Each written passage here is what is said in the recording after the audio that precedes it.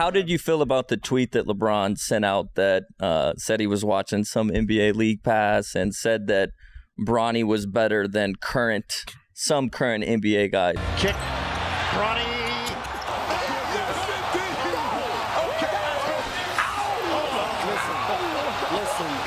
And now Bronny James will head to the bench. With Bronny already headed to the G League after just a handful of awful NBA games, you gotta ask if his career is already cooked. Well, is it? Nah, not yet. The James family name will get you a lot of second chances in the NBA, but it won't keep bailing you out forever. Everyone knows that if it wasn't for his dad, Bronny would only be watching NBA games from the bleachers or his living room couch. But LeBron is approaching 40, so the clock will strike midnight for Bronny sooner rather than later. Whether you're here for some Bronny James slander or you have a genuine interest in how Bronny can turn things around and establish himself as a legitimate NBA player before he runs out of time, we'll do our best to provide that. Going into college, Bronny was ranked the 19th best prospect and a top 5 point guard in his draft class by ESPN. Standing at 6'3" with good passing ability, high basketball IQ, great motor on defense, and his bombastic surname, you'd expect major schools to be extending offers hand over fist. But that's not what happened. A lot was kept under wraps, especially with how rough around the edges Bronny still was. LeBron had his PR team working overtime to make sure that the only things that get out are going to hype Bronny up as much as possible. So it was a bit of surprise when Bronny committed to USC, a mid-tier basketball school that already had plenty of guards on the roster. But hey, if Bronny's that good,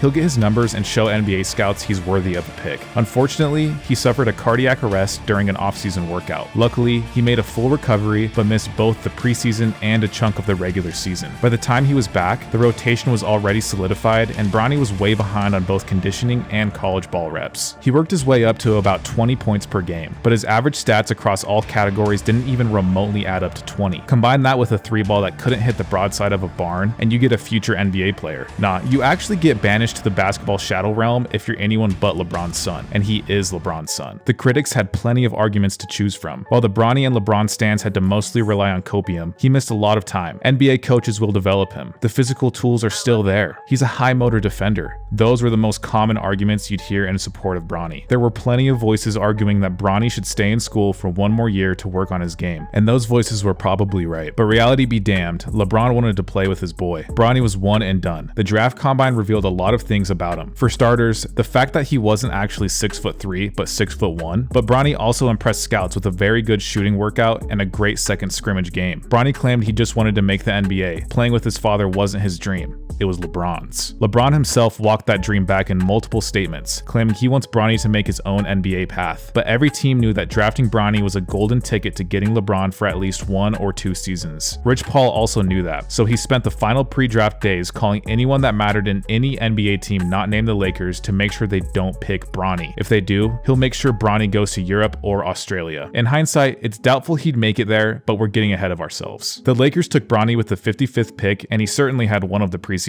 of all time. His college three-point shot certainly translated, which is to say he couldn't hit any threes, but even the supposed defense and basketball IQ were absent. However, he managed to string together a couple of good games toward the tail end of the preseason, so there was hope he'd be good once the season starts for real. That hope was alive for about as long as it takes for Joel Embiid to get injured. Bronny played a grand total of 16 minutes across 6 games, scoring 4 points. Total, not on average. The Lakers assigned him to their G League affiliate, the South Bay Lakers, to get him some much needed reps and minutes. Bronny going to the G League isn't the crazy thing. He needs that. The crazy thing is that the Lakers did this as soon as they could. Bronny was literally assigned there for the G League season opener. So Bronny's career is not exactly where he wants it to be, but can he turn it around? And if so, how? Playing well in the G League would be a good start. Unfortunately, his debut wasn't exactly one to brag about. 4 assists, 5 turnovers, and 6 points on 22% shooting in 31 minutes. If he ever wants to turn his career around, Bronny needs to carve out a role for himself. He already seems aware of that, since he mentioned in an interview that he wants to become a player similar to Derek White or Marcus Smart, a defensive menace who carries his own weight on offense. Since he's missing the 3 part of the 3-and-D archetype, he'll have to make defense and passing his bread and butter in the short run. You might be thinking that this sounds an awful lot like Ben Simmons, and you wouldn't be wrong. But the main difference is twofold. One, Bronny isn't 6'3", 5'10", and 2, Bronny isn't shy about letting it fly from deep. You can't teach size, so Bronny has to work with what he's got, but shorter players than him have found a way. Look no further than Isaiah Thomas, who's 5'9". You can, however, teach shooting. Case in point, Brook Lopez. Given how Bronny has already shown flashes of greatness on defense, it seems that all he needs is a coaching staff that's capable and willing to have film sessions with him. If he's not running the pick and roll on offense, he'll have to make opportunities for himself with smart off-ball movement. He's not a floor spacer right now, so he needs to learn how to get easy buckets by cutting to the right spot at the right time. Once again, this means film sessions. Not all players are coachable through film breakdowns, so Bronny will have to drop any entitlement or attitude he might have.